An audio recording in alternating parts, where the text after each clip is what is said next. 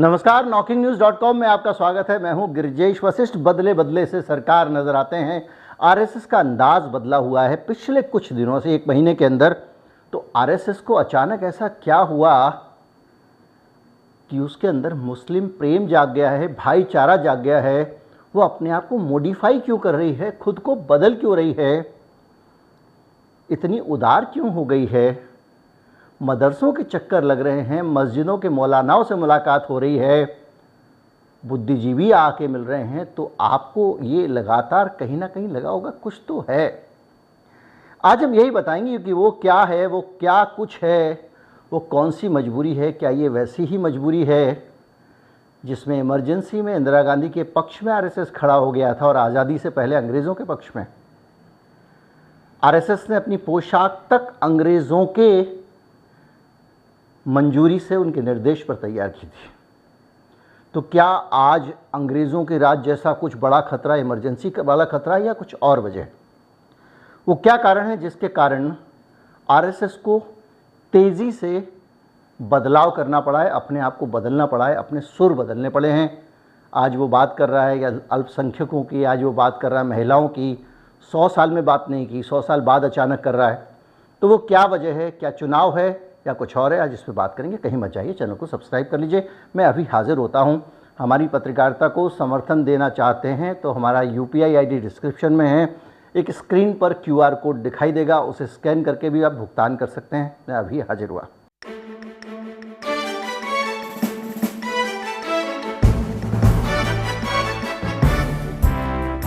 चुनाव वजह नहीं है।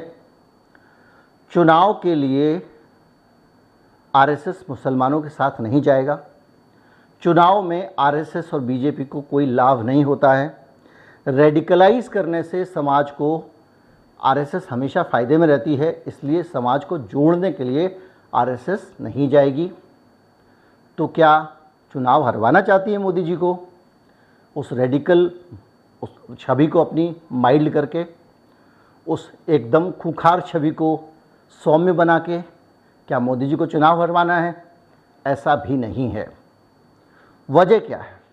घटनाक्रम बहुत सारे हैं, लेकिन सबसे ताज़ा घटनाक्रम है, मैं सभी पे आऊँगा। न्यू जर्सी का, न्यू जर्सी अमेरिका का एक राज्य है और वहाँ की जो सरकार है, democratic municipal committee, Teaneck democratic municipal committee, उसने एक प्रस्ताव पारित किया है आरएसएस, हिंदू महासभा और 60 ऐसे संगठनों के खिलाफ। अब आप कहेंगे आरएसएस, जी हाँ, भारत के बाहर भी आरएसएस है और जो भारत के बाहर आरएसएस है वो हिंदू स्वयंसेवक संघ के नाम से काम करता है। तो जो 60 संगठन हैं जिनके ऊपर आतंकवाद को बढ़ावा देने का आरोप लगा है, उसमें हिंदू स्वयंसेवक संघ है, यानी आरएसएस है। इसके अलावा सेवा इंटरनेशनल है, वो भी इनकी सहयोगी संगठन माना जाता है, और विश्व हिंदू परिषद है। और ये जो टीडीएमसी है, इसमें बहुत संख्या में लोग डेमोक्रेटिक पार्टी के हैं। डेमोक्रेटिक पार्टी यानी बाइडेन की पार्टी, इनके खिलाफ है। 2 सांसदों ने भी आरएसएस के खातों की जांच करने की मांग की है और वहाँ बाकायदा इनके खातों की और इनकी जो फंडिंग है उसकी जांच करने की मांग हो रही है। नतीजा ये हुआ है कि बहुत सारे हिंदू संगठन वहाँ विरोध कर रहे हैं, सड़क पे आ गए हैं और वो सरकार के खिलाफ उतर आए हैं। डेमोक्रेटिक पार्टी अमेरिका की सत्ता में है, बाइडेन की पार्टी अमेरिका की सत्ता में है और वो इस तरह का विचार रखती है। अगर आप बाइडेन पे जाएं तो बाइडेन भी बाकायदा एक बयान दे चुके हैं जिसमें वो साफ कह चुके हैं कि कोई party anti Hindu, anti Muslim, anti Sikh किसी भी प्रकार की गतिविधि को अमेरिका की धरती पर अलाउ नहीं किया जाएगा।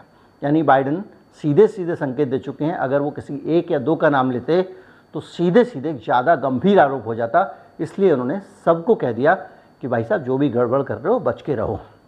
बहरहाल, और हालत ये हो गई है कि भारत की जो छवि है इंटरनेशनल प्लेटफॉर्म पे, उस पर बड़ा बुरा असर पड़ रहा है। बहुत ज़्यादा जो भारत के आलोचक हैं वो मजबूत होते जा रहे हैं।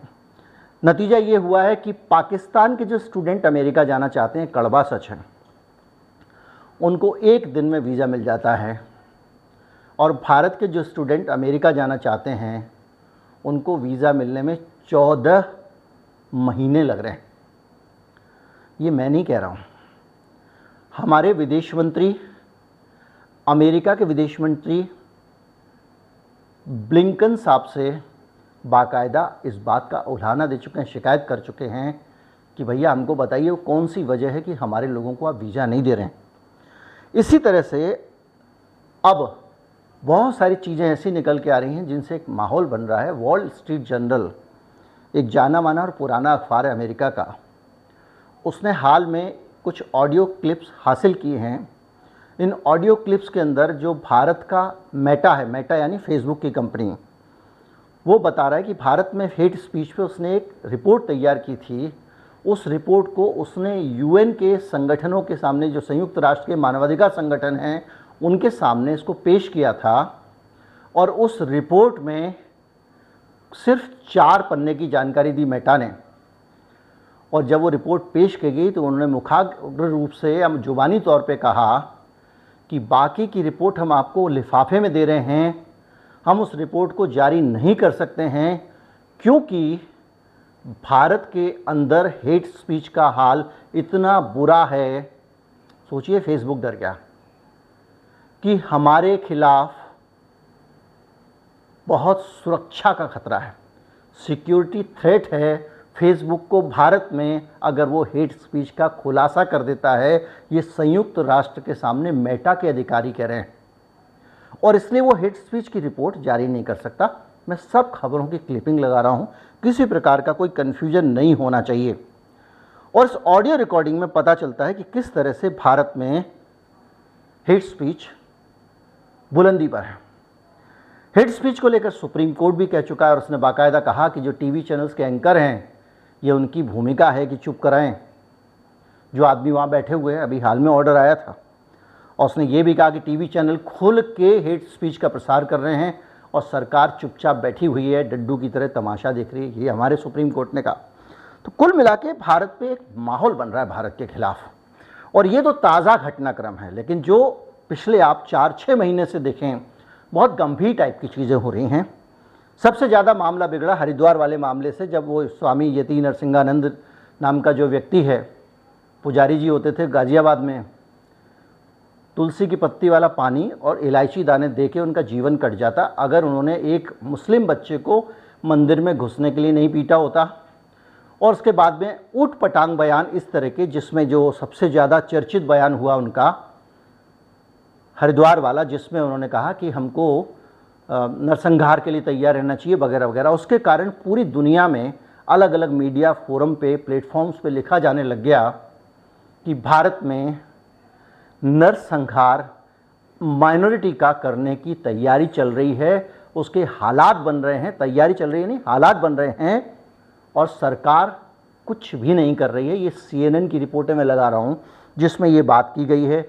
अल जजीरा ने भी यही कहा है और इसमें तमाम सारी चीज़ें पूरी दुनिया में चल रही हैं। और इसमें पाकिस्तानी मीडिया जो है वो भी लगातार अपना काम कर रहा है और भारत के खिलाफ वातावरण बना रहा है। वो इस तरह के बयानों को पकड़ लेता है। हमारे यहाँ पे जिन बयानों पे जेल हो जानी चाहिए उनको हुई भी थी, वो बयान हमारे भारत की छवि खराब कर रहे हैं। और उस छवि खराब होने के प्रोसेस में सबसे ज़्यादा निशाने पे हिंदूवादी संगठन है और वो RSS है। अगर ज़्यादा माहौल बनता है तो क्या होगा, इसकी भी हम एक मीमांसा करेंगे आगे जाके। इंडियन अमेरिकन मुस्लिम काउंसिल एक संगठन है जिसने बाकायदा भारत में नरसंहार का खतरा जताया है। पाकिस्तान का अखबार है एक्सप्रेस ट्रिब्यून, उसने एक स्टोरी की है और उसमें बाकायदा ये बताया है।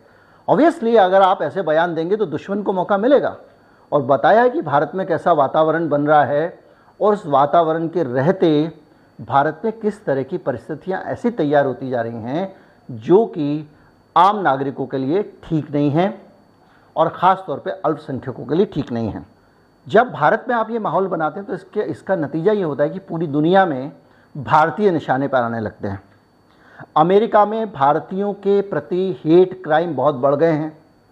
सड़क चलते कोई भी महिला किसी को पकड़ लेती है, उसको 4 बातें सुनानी शुरू कर देती है, उसको धमकियां देने लगती है, उसकी रिपोर्ट की जाती है और इसका नतीजा ये हुआ है कि अब वहाँ पे मुखर होके विरोध करना पड़ रहा है आपको इस हेट क्राइम का। अब आप कह सकते हैं कि हेट क्राइम वो कर रहे हैं, इसमें हमारी क्या गलती, लेकिन हालात ऐसे बने जिसके कारण भारत और भारत के हिंदुओं की छवि पूरी दुनिया में एकदम बदल गई है।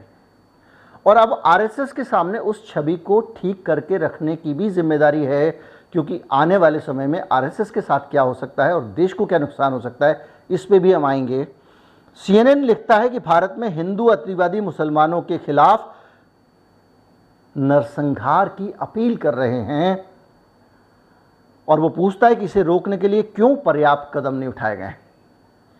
रिपोर्ट हरिद्वार का धर्म संसद और स्वामी यति नरसिंहानंद। सोचिए, इस एक आदमी के एक भाषण ने भारत को कितना नुकसान पहुंचाया, हमारे समाज को कितना नुकसान पहुंचाया, और पूरी दुनिया में हमारी इमेज ये बन गई है कि यहाँ पे जैसे श्रीलंका में हुआ था अल्पसंख्यकों के खिलाफ कत्लेआम, सिविल वॉर, जो भी कह लीजिए, उसके हालात बन रहे हैं। ब्रिटेन के लीसेस्टर का आपको याद होगा, वहाँ सांप्रदायिक दंगे हो गए थे अभी हाल में भारत पाकिस्तान मैच के बाद में, और उसके बाद अंतर्राष्ट्रीय मीडिया ये कह रहा है कि ये जो भारत से जो नफ़रत है, सांप्रदायिक नफ़रत, वो एक्सपोर्ट हो रही है। क्या भारत नफ़रत एक्सपोर्ट कर रहा है? ये सवाल पूछे जा रहे हैं, ये हेडलाइन बन रही हैं। और इसमें जो हिंदू मुसलमान दंगे हुए हैं ब्रिटेन के अंदर, उस पर बाकायदा भारत के उच्चायोग ने इस पर ऐतराज़ जताया कि भाई हमारे हिंदुओं के जो धर्म स्थल हैं उनके साथ तोड़फोड़ की गई है, ब्रिटेन की सरकार इस पर कदम उठाए।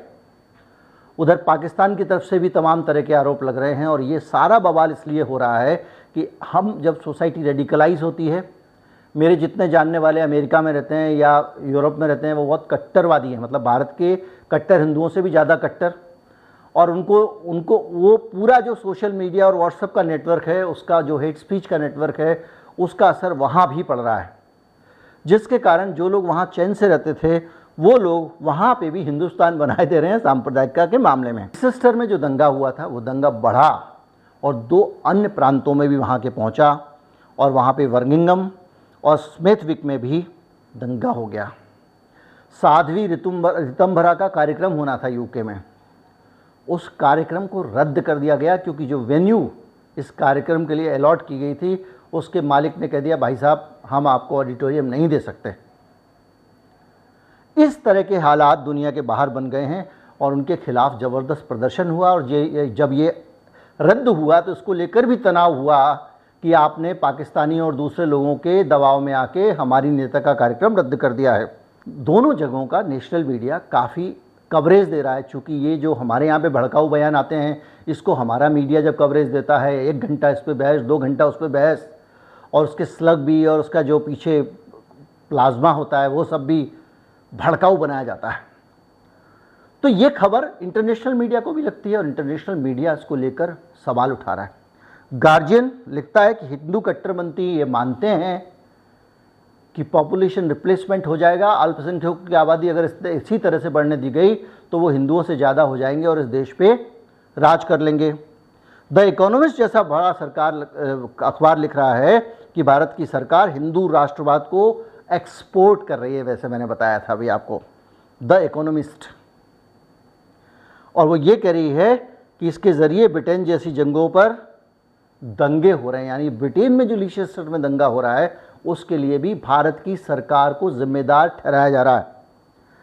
इसी तरह से मानवाधिकार पर जो अमेरिकी संस्था है उसने भी बहुत सारे सवाल उठाए हैं और इस जवाब में भारत की तरफ से भी लड़ना पड़ गया वर्चुअली। आपको याद होगा जब भारत के मानवाधिकार पर सवाल उठे तो भारत सरकार ने कहा कि अपने गलेवान में झांक के देखिए, आपके यहाँ ब्लैक्स के साथ क्या हो रहा है, इसके साथ क्या हो रहा है, उसके साथ क्या हो रहा है। लेकिन आरोप तो लग गया है। हालत यह है कि यूएस एम्बेसडर एट लार्ज ऐसा होता है जो बंधा हुआ नहीं होता कहीं से, यानी कि मान लीजिए मैं रिपोर्टर हूँ या कोई रिपोर्टर है, उसको आपने कह दिया ये कांग्रेस का रिपोर्टर है, ये बीजेपी का रिपोर्टर है, ये राष्ट्रपति भवन का रिपोर्टर है, यानी इसकी ये बीट है। एक होता है रिपोर्टर एट लार्ज, आप कहीं निकल जाओ, कहीं से भी रिपोर्ट लाओ, बढ़िया खबर ला के दे दो, तुम्हारी कोई बीट नहीं है। तो इसी तरह से एक एम्बेसडर एट लार्ज होता है, वो किसी एक देश में नहीं रहता है, वो दुनिया भर पे नज़र रखता है। तो अमेरिका में ह्यूमन राइट्स पे एक एम्बेसडर एट लार्ज हैं, उनकी एक खबर आई, उनकी एक रिपोर्ट आई थी, इंटरनेशनल रिलीजियस फ्रीडम, और उस रिपोर्ट में कहा गया था कि अमेरिका सीधे भारतीय ऑफिशियल्स के साथ जो इमर्जिंग चैलेंजेस हैं उस पर डील करना चाहिए अमेरिका को, कि जिस तरह की चीज़ें हो रही हैं। और उसमें कहा है कि भारत में एक सिटीजनशिप लॉ है जो भेदभाव कर रहा है। इसके अलावा बुर्के को लेकर भी, महिलाओं के ऊपर हिजाब को लेकर भी ज़बरदस्ती की जा रही है। और ये सब बातें इंटरनेशनल रिलीजियस फ्रीडम समिट में अमेरिका का एम्बेसडर एट लार्ज कहता है, जो रिलीजियस फ्रीडम और ह्यूमन राइट्स को देखता है। ये पूरा एक माहौल आप अपने आसपास देख रहे हैं, और इस माहौल का लक्ष्य कौन है? पूरी दुनिया में हिंदू अतिवाद की अगर बात हो रही है, सारी दुनिया में लोग एक साथ बात कर रहे हैं और भारत की तरफ उंगलियां उठा रहे हैं, तो निशाने पे कौन है? भारत है। लेकिन भारत में भी निशाने पर कौन है? आंख बंद करके आप किसी से पूछेंगे, बोलेगा आरएसएस। और अगर आरएसएस के हिंदू स्वयंसेवक संघ पे उसके खातों की जांच की मांग उठती है, तो इसका मतलब ये है कि सबसे ज़्यादा दुनिया की नज़र में अगर कोई है तो वो नागपुर की आरएसएस है। अंतर्राष्ट्रीय संबंधों के इक्वेशन पे अगर आप जाएं, कभी मौका मिलेगा तो मैं वीडियो बनाऊंगा। मोदी जी ने जितना ब्रेड को उल्टा सीधा पलटा, उतना दुनिया में कोई भी विदेश नीति में नहीं पलटता। एक समय वो आया था कि बराक बराक करके ओबामा, डोनाल्ड डोनाल्ड करके डोनाल्ड ट्रंप, अंधाधुंध अमेरिकावाद हो रहा था, और रूस पाकिस्तान के नज़दीक चला गया था, जॉइंट मिलिट्री एक्सरसाइज हो रही थी। चीन पाकिस्तान के नज़दीक चला गया था और चीन पाकिस्तान को मदद दे रहा था। यानी जो लोग हमारे साथ ज़्यादा बेहतर थे वो हमारे दुश्मन के साथ बेहतर हो गए थे, और जो हमारे दुश्मन का दोस्त था अमेरिका, वो हमारे साथ आ गया। यहाँ तक आ गया कि हमने अपने हवाई अड्डे अमेरिका को देने का लिखित में समझौता कर लिया कि भाई तुम्हारे हवाई अड्डे हम युद्ध में इस्तेमाल कर पाएंगे, हमारे हवाई अड्डे तुम इस्तेमाल कर पाओगे। कुछ कंडीशन है उसमें बहुत सारी। तो इस हद तक दोस्ताना हो गया था, और अभी अचानक यूक्रेन वॉर के बाद सब उलट गया।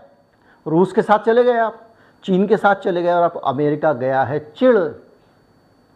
वो पाकिस्तान के साथ बैठ गया है, कभी उसके हवाई जहाज़ों के मेंटेनेंस के लिए उसको पैसे देता है, कभी कुछ मदद करता है। और अभी हाल में अमेरिका ने हद कर दी है।